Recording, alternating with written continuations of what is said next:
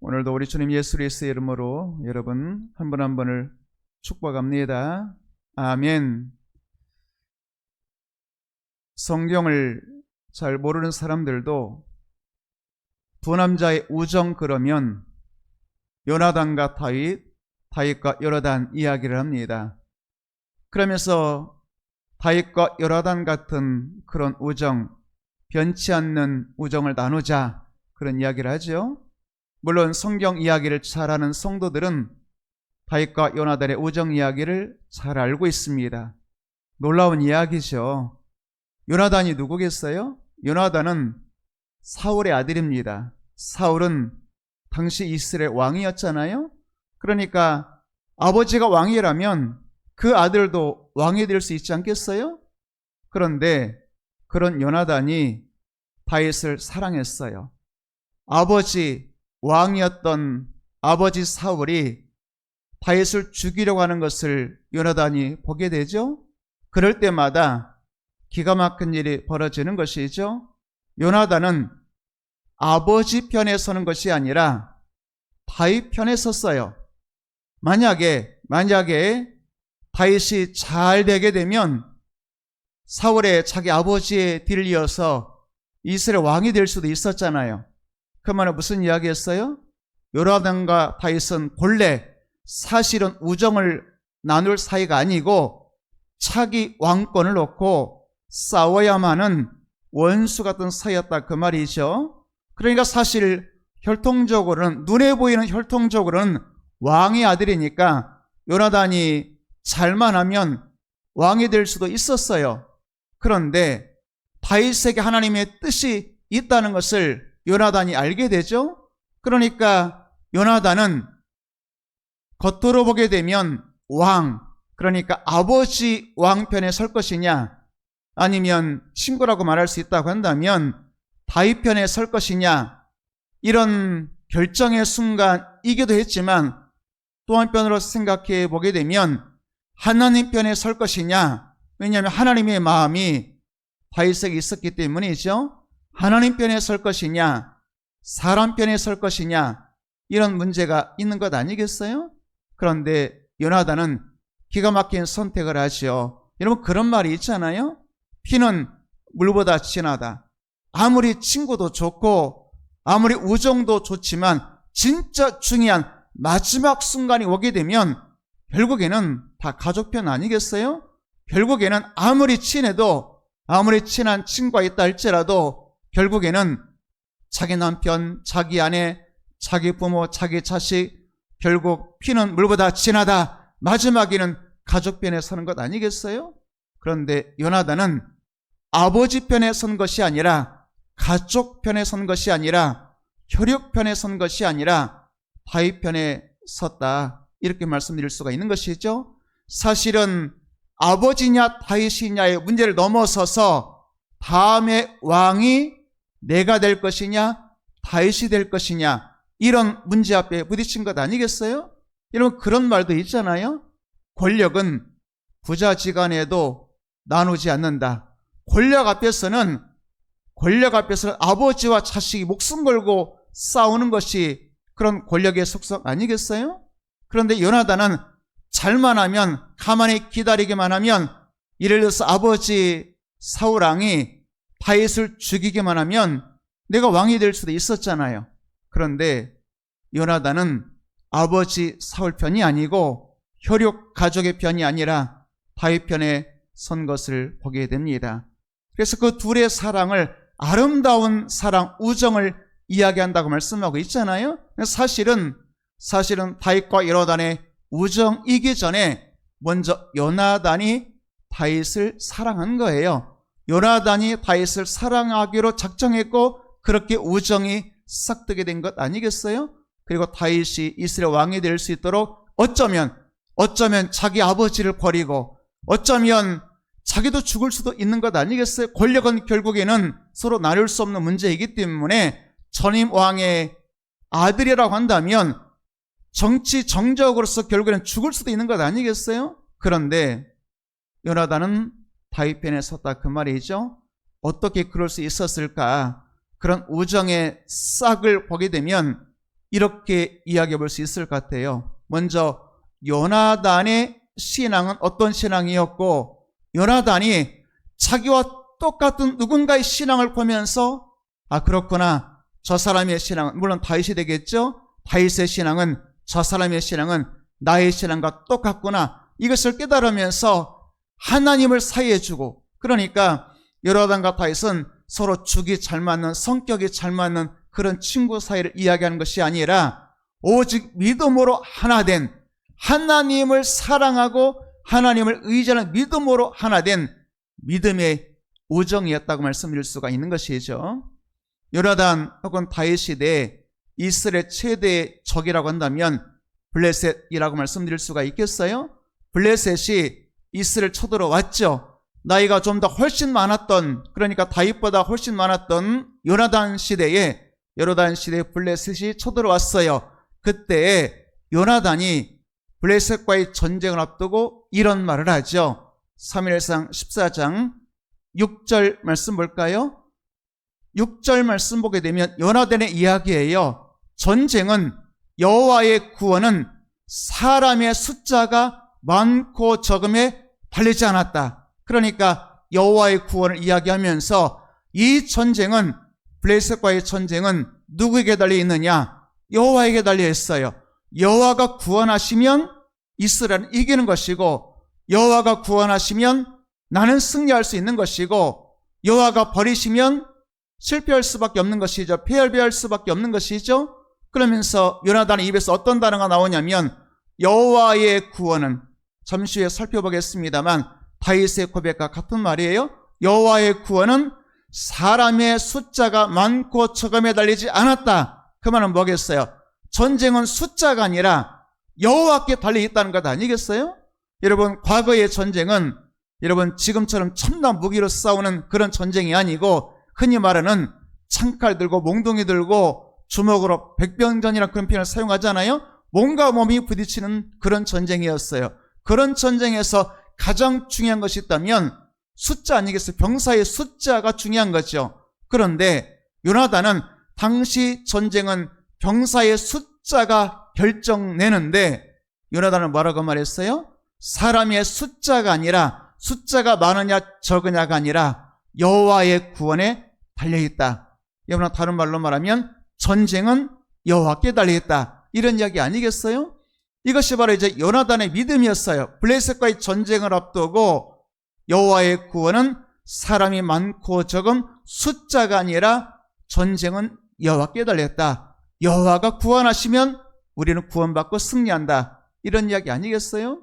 자, 이렇게 이제 사무엘상 14장에 보게 되면 요나단이 블레셋과의 전쟁에서 이런 믿음으로 승리하는 것을 보게 됩니다. 그런데 이런 요나단도 어쩌면 갑자기 겁을 먹고, 이런 믿음, 여호와의 구원은 사람이 많고 적음에 달려있다, 이렇게 선포했던 요나단도 겁을 먹고 전쟁에 앞장서지 못하는 때가 있었는데, 그때가 바로 골리앗이 등장했던 때입니다. 그러니까 아마도 골리앗을 보면서 요나단도 전에는 여호와의 구원은 사람이 많고 적음에 달려있지 않다, 하나님의 구원에 달려있다 선포했지만, 골리앗의 외모를 보는 순간 요나단도 겁을 먹은 것 같아요. 그래서 골리앗 앞에 서지 못했죠. 싸우지 못했죠. 마음속에 얼마나 갈등이 있었겠어요. 내가 전에는 여호와의 구원은 사람의 숫자가 많고 적음에 달리지 않았다, 그러면서 하나님의 이름으로 승리했었는데, 오늘 나는 왜 이러지? 오늘 나는 왜 이렇게 두려워 떨고 있지? 오늘 나는 왜 이렇게 골리앗 앞에서 아무것도 못하고 있지? 이러면서 나가고 싶지만 두렵고, 가만히 있자니 자신의 신앙이 자신을 자책하고 괴로운 가운데 있는데, 여러분 아시잖아요? 그때 요나단도 나서지 못했던 그때 누가 일어섰어요? 다윗이 일어선 겁니다. 그러면서 다윗이 이제 이런 표현을 사용해요. 골리앗 앞에 설 때에 이렇게 말하죠. 너는 칼과 창과 단창으로 내게 나오니와. 그러니까 사무엘상 17장 45절에 이한 말씀이에요. 골리앗을 향하여 골리앗 너는 칼, 창, 단창, 무기잖아요. 그런데 나는 만군의 여호와의 이름으로 내게 나아가노라. 그러니까 너는 칼창 단창, 인간의 무기, 인간의 조건으로 내게 오지만 나는 여호와의 이름으로 내게 나아간다. 이러면서 사무엘상 17장 47절 말씀 보게 되면 다시 이렇게 말하죠. 여호와의 구원. 자, 조금 전에 14장 6절에서 요나단이 어떤 단어를 사용했죠? 여호와의 구원은 사람의 많고 적음에 달리지 않았다 그랬잖아요. 자, 자신의 믿음과 똑같은 입술의 고백의 단어 다윗의 입에서 나오죠. 여호와의 구원은 칼과 창에 있지 않다. 그 말은 뭐겠어요? 요나단의 믿음은 전쟁은 사람의 숫자에 많고 적음에 달리지 않았어. 누구에 달렸어요? 여호와의 구원에 달렸죠. 다윗은 뭐라고 말했어요? 전쟁은 칼창, 무기나 첨단 무기에 달리지 않았어. 우리가 가지고 있는 조건에 달려있지 않았어. 누구에 달렸어요? 여호와의 구원에 달려있다. 이렇게 말하는 것이죠. 그러면서 한마디를 더 덧붙이죠. 해석한 말이에요. 전쟁은 여호와께 속한 것인즉 그가 여호와가 너희를 블레셋을 그리고 블레셋 용사 골리앗을 우리 손에 넘겨주실 것이다. 이렇게 말하는 것이잖아요. 자, 그러니까 요나단이 이런 다윗을 보면서 마음에 우정이 싹트기 시작한 거예요. 단지 다윗이 성품이 좋아서 친하게 지나면 나에게 유익해서가 아니라 요나단이 볼 때 나의 믿음과 다윗의 믿음은 동일했다 그 말이죠. 그러니까 다윗은 오직 하나 믿음으로 선택한 거예요. 요나단은 자기 혈육이나 자기 가족이라고 편든 것이 아니라 여호와 편에 서서 여호와의 사람이라면, 나와 동일한 믿음을 가진 사람이라면 그 사람과 함께했다 그 말이죠. 그것은 결국 누구 편에 섰다는 거예요? 다윗의 하나님 편에 섰다는 것입니다. 여러분, 오늘 다윗이 고백했잖아요. 전쟁은 누구에게 달려있어요? 여호와께 달려있잖아요. 우리의 구원은 누구에 달려있어요? 여호와의 구원 그랬잖아요. 우리의 구원은 여호와께 달려있음을 믿으시기를 축복합니다. 우리가 신앙생활이 그런 것 아니겠어요? 우리가 말할 수 없는 인생의 어려운 문제를 만날 수 있겠죠. 블레셋 같은 평생의 원수가 있을 수 있고 골리앗같이 내가 넘을 수 없는 문제가 있을 수 있겠지만 중요한 것은 사람의 숫자 많고 적음도 아니고 혹은 칼창 무기의 예리함에 있는 것이 아니라 전쟁은 여호와께, 전쟁은 여호와의 구원에 달려 있다는 것입니다. 여러분, 이것이 믿음인 것 깨닫게 되기를 주의 이름으로 축복합니다. 여러분, 잠언 21장 30절과 31절 말씀 보게 되면 이런 말씀이 있어요. 지혜 가지고도 안 되고 명철 가지고도 안 되고 모략으로도 안 돼. 여기서 다시 말하면 여기서 말씀하는 지혜나 명철이나 모략은 인간의 지혜를 말하는 거예요. 인간의 지혜, 인간의 명철, 인간의 모략으로 안 되고 이런 것 가지고는 여호와를 당할 수 없다. 이렇게 말씀하고 있는 것 아니겠어요? 그러니까 다윗의 고백이나 요나단의 고백은 뭐겠어요? 사람의 지혜, 사람의 명철, 사람의 모략, 사람의 숫자, 사람의 칼창 무기가 아니고 누구에 달려있다는 거예요? 전쟁은 여호와께 달려있다는 것입니다. 31절까지 말씀 보게 되면 사람이 인생을 준비하면서 그렇잖아요. 내일 일을 준비하고 또 내일을 위해서 열심히 자신을 연마하고 여러 가지 인생을 준비하는데 싸울날을 위하여 마병을 준비하고 예비하지만 마병이라는 것은 전쟁을 앞두고 싸울을 앞두고 말과 병사들을 마병들을 준비하는데 그런데 아무리 많이 마병을 준비해도 내가 철저하게 준비해도 이기는 것은 누구에 달려 있어요? 여호와께 달려 있다고 말씀하고 있는 것입니다. 여러분, 물론 준비해야죠. 싸움이 눈앞에 있는데 준비해야죠. 열심히 최선을 다해서 준비해야죠. 그러나 성경이 우리에게 말씀하는 것은 전쟁이 벌어졌을 때, 싸울 날이 벌어졌을 때 우리가 마병을 준비할 수 있지만 그러나 이기면 승리는 누구에 달려 있어요? 여호와께 달려 있다는 것입니다. 다른 말씀을 한다면 사람이 자기 마음으로 길을 계획한다 할지라도 그 길을 준비하고 인도하시는 분은 여호와라고 말씀하고 있잖아요. 여러분, 오늘 시간 전쟁은, 여러분의 인생은 여호와께 달려있다는 거 믿으시기를 주의 이름으로 축복합니다. 내일 일을 위해서 마병도 준비하고 인생도 준비하고 공부도 해야 되고 여러 가지 건강을 위해서 준비할 것도 많이 있겠지만 그러나 인생의 이김은, 전쟁의 승리는 여호와께 달려 있다는 것입니다. 스가랴 4장에 있는 말씀 여러분 아시잖아요.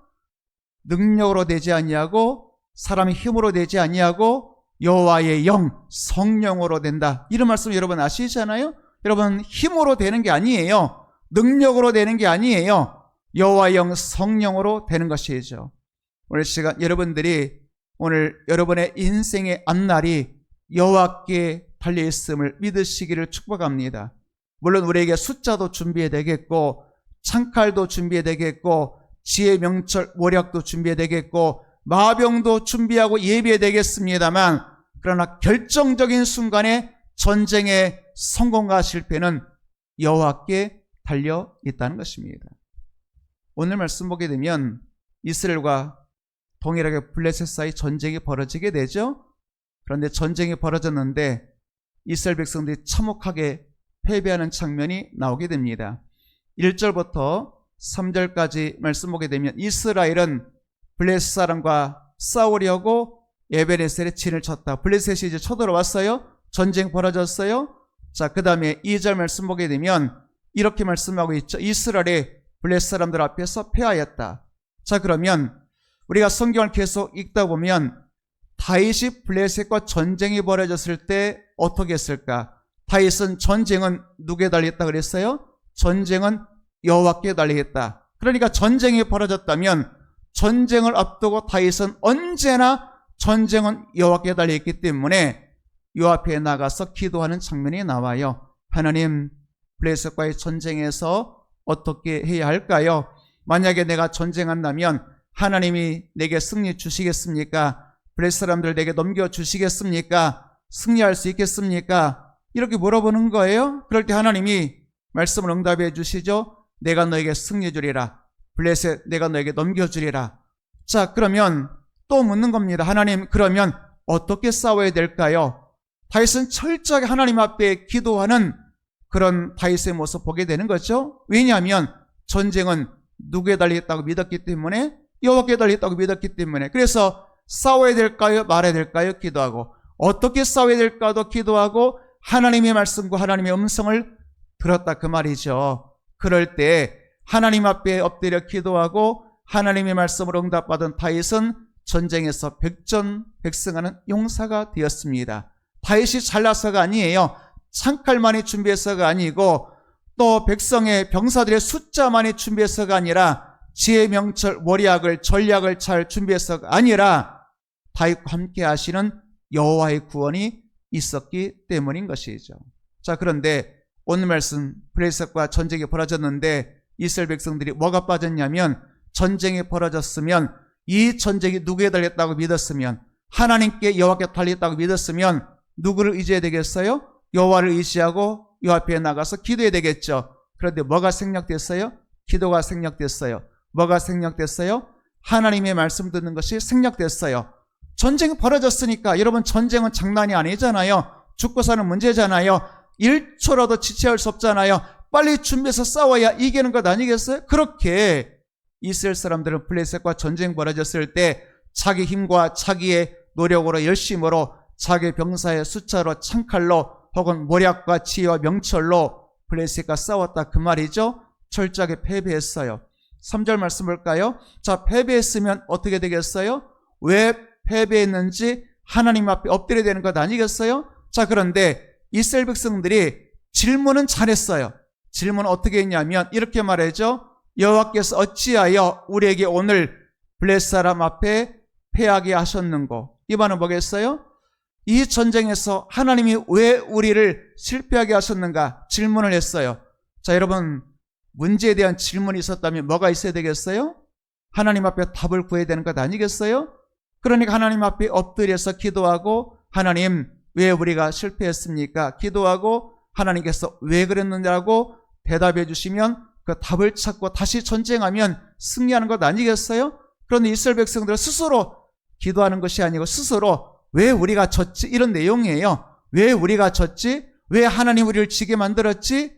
그리고 나서 스스로 처방을 내린 겁니다. 그 처방이 뭐냐면, 그래, 우리가 왜 졌을까? 언약궤가 없어서 졌구나. 언약궤는 하나님의 임재의 상징이잖아요. 그러니까 출애굽한 이스라엘 백성들이 광야를 지날 때 광야 초창기에 하나님께서 모세에게 언약궤 만들라고 말씀하셨죠. 그 이전에 성막 만들라고 말씀하셨고 성막의 지성소에 놓여진 언약궤가 있어요. 그 언약궤는 하나님의 임재 상징이고 언약궤는 궤짝이고 궤짝 안에 여러분 아시잖아요. 세 가지가 있었습니다. 모세의 말씀이 언약의 판이 있었고 말씀을 상징하자는 하나님의 말씀, 또한 만나가 있었죠. 만나던 항아리, 하나님의 공급하심이 있고 아론의 쌍난 지팡이 하나님의 지도력을 말씀하기도 하고, 여러분들에게 아론의 쌍난 지팡이를 최근에 좀 설명한 적이 있습니다만 기가 막힌 하나님의 기적 아니겠어요? 여러분, 지팡이였습니다. 지팡이는 뭐예요? 죽은 나무잖아요. 밑동 잘렸잖아요. 지팡이는 껍질이 벗겨졌잖아요. 또 아론이 여러 해 동안 지팡이로 사용했다면 어쩌면 손잡이가 맨질만질하게 혹은 바닥에는 땅에 혹은 돌에 채여가지고 둥글둥글하게 다 깎인 지팡이 아니겠어요? 그런데 그 죽은 나무, 죽은 지팡이가 여호와의 장막 안에, 성막 안에 놓여졌을 때 하룻밤에 싹이 나고 음이 돋고 꽃이 피고 살구 열매 맺혔다 그러잖아요. 기가 막힌 기적 아니겠어요? 여러분, 어떻게 죽은 나무가 하룻밤 사이에 열매까지 맺힐 수가 있겠어요? 사람이 할 수 없는 일이에요. 하나님의 기적이죠. 여러분, 하나님이 역사하시면 오늘은 내가 죽은 지팡이 같아도 내일은 음이 돋고 싹이 나고 꽃이 피고 열매 맺는, 살아있는 열매 맺는 삶이 될 줄로 믿습니다. 이게 기적 아니겠어요? 자, 그런데 문제는 뭐냐면 그것이 들어있는 언약궤가 있어요. 그리고 언약궤짝 위에 뚜껑이 있는데 그 뚜껑을 속죄소라고 표현하기도 하고 때로는 시은좌, 하나님이 은혜를 베풀어 주시는 자리다, 이런 표현도 사용해요. 그러니까 언약궤는 하나님의 임재의 상징인 성막에, 그것도 가장 임재가 가득한 지성소에, 그리고 하나님께서 나타나시고 말씀하시는 상징인 언약궤라고 말씀드릴 수가 있겠어요. 그러니까 지금 이스라엘 백성들은 이렇게 생각하는 거예요. 하나님이 안 도와주셨다가 아니고 뭐만 있으면 돼요? 언약궤만 있으면 되는 거예요. 그래서 언약궤를 가져다가 그것으로 우리를 구원하게 하죠. 여러분, 언약궤는 하나님 임재를 상징하기는 합니다만, 그러나 여러분, 언약궤 자체가 하나님은 아니잖아요. 여러분, 언약궤 자체가 하나님이 아니라 하나님을 믿는 여러분 되기를 축복합니다. 다시 말하면 언약궤라는 껍데기가 있는데 껍데기가 중요한 것이 아니고 그 안에 있는 생명, 여호와가 중요한 것 아니겠어요? 하나님의 임재가 중요한 것 아니겠어요? 여러분, 우리가 신앙생활할 때 하나님을 언약궤를 어떻게 사용하냐면, 쉬운 표현 사용하자면 도깨비의 방망이처럼 사용했어요. 도깨비의 방망이 여러분 아세요? 금 나와라 뚝 따고 두드리면 금이 나오고 은 나오고. 여러분, 하나님의 도깨비 방망이겠어요? 내가 원하면 이 전쟁 이기게 해주세요, 뚝 때리면 하나님의 전쟁에서 승리하는 도깨비 방망이 이겠습니까? 언약궤를 그렇게 사용한 거예요. 다시 말하면 여러분, 하나님 백성들은 도깨비 방망이든지 혹은 미신을 믿는 사람들은 열심히 지성으로 최선을 다하면, 흔히 말하는 지성이면 감천이라고 생각하죠. 정성을 다하면 하늘이 감동해서 복을 내려줄 것이다. 그러니까 미신을 믿는 사람들은 내 정성이 중요해, 나의 노력과 열심이 중요해. 그런데 하나님을 믿는 사람들은 나의 정성, 지성이 중요한 것이 아니고 하나님의 말씀이 중요한 겁니다. 그래서 하나님 믿는 사람들은 기도할 때도 나의 정성을 다하는 것도 중요하겠지만, 최선을 다해 기도하는 것도 중요하겠지만, 더 중요한 것이 뭐냐면 하나님이 내게 뭐라고 말씀하시는가. 도깨비 방망이는 말이 없지만, 성황당의 나무도 말이 없지만, 여러분, 미신들은 죽은 신이기 때문에 말이 없지만 여호와는 살아계신 하나님이시잖아요. 하나님은 말씀하시는 하나님이시잖아요. 성도는 나의 열심보다도 나의 지성보다도 하나님의 말씀이 중요하고 그 말씀에 순종할 때 승리가 임하게 되는 것입니다. 그 다음에 우리의 열심을 다한 기도가 있는 것 아니겠어요?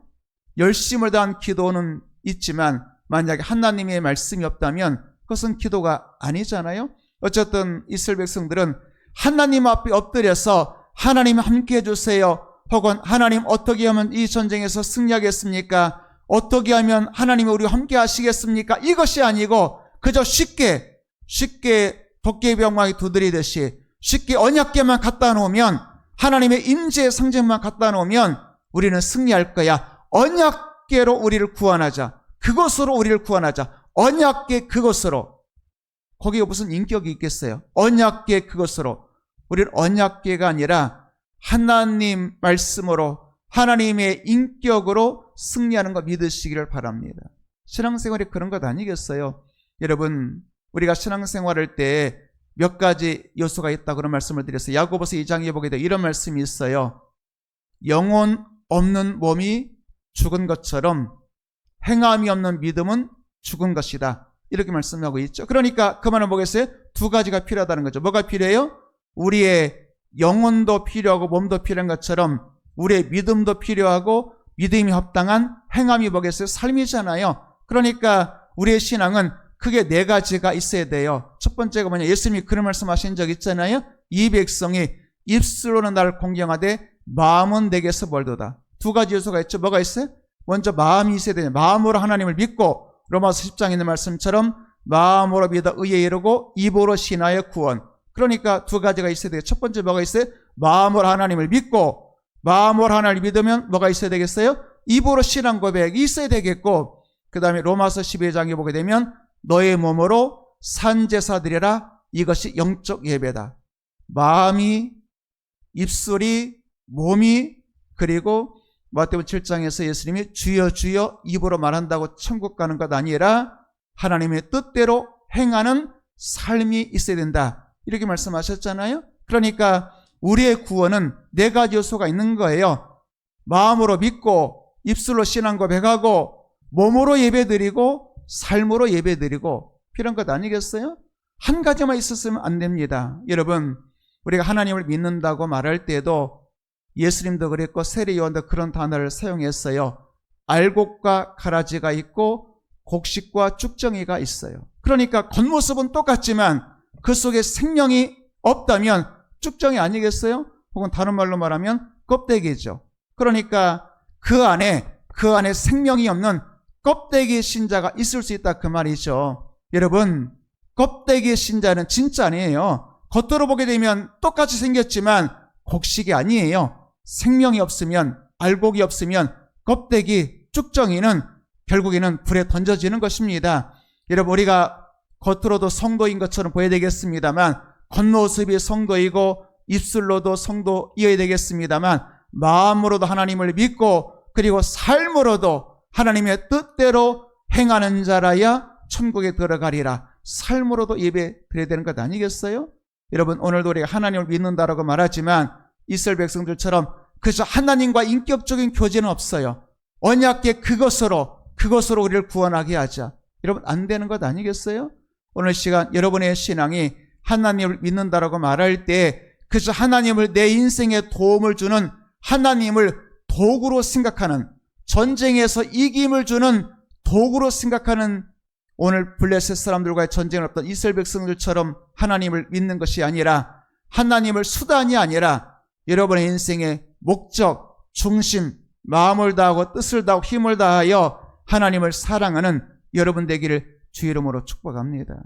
그래서 하나님이 도와주시면, 하나님 내 편이시면 하나님을 내가 잘 믿지만 하나님이 안 도와주시는 것 같으면 하나님도 버리고 적당하게 신앙생활하는 껍데기 신자가 아니라 여러분, 하나님을 수단이 아니라 하나님이 단순히 복 주길 원하는, 내게 복 주면 내 하나님이고 복을 안 주고 내 인생 어렵게 하면 내 하나님 아닌 것처럼 그런 하나님으로 믿는 성도가 아니라 하나님을 내 인생의 목적으로 사도 바울이 로마서 1장에 표현한 것처럼 예수 그리스도 그 이름을 위하여, 나를 위하여가 아니라 예수 그리스도 그 이름을 위하여 하나님을 섬기는 여러분 되기를 주의 이름으로 축복합니다.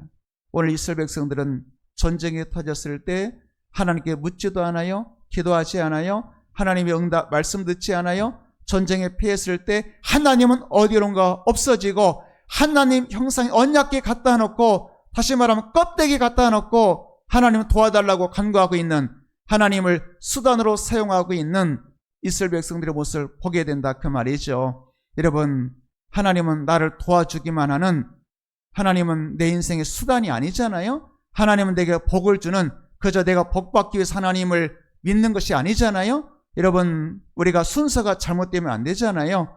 내가 복받기 위해서 하나님을 믿고 잘되기 위해서 하나님을 믿고 내 인생이 형통하기 위해서 하나님을 믿고 내가 중심이 되어서는 그 신앙이 진짜 신앙이라고 말할 수 있겠어요?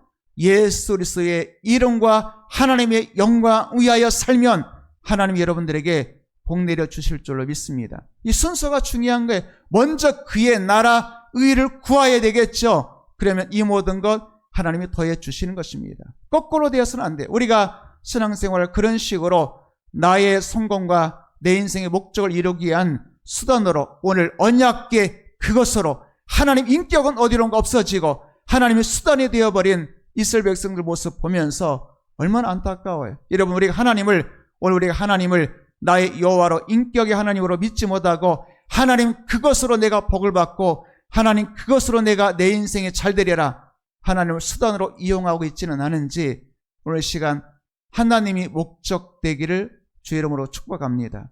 예수 그리스도 그 이름을 위하여 나를 버리고 순종하기로 다짐하는 여러분들을 축복합니다. 그러면 다윗이 고백했던 것처럼 요나단이 고백했던 것처럼 전쟁은 여호와께 속한 것이고 하나님 편에 설 때 여러분 요나단이 자기 가족 아버지가 아니라 혈육 편이 아니라 피가 물보다 진하다고 피의 편에 선 것이 아니라 오직 믿음으로 다윗 편에 서지 않았겠어요? 인간관계 속에서 여러분 가족이나 친한 사람이 아닌 오직 하나님 믿음으로 하나님 앞에 서는 여러분 되기를 주의 이름으로 축복합니다.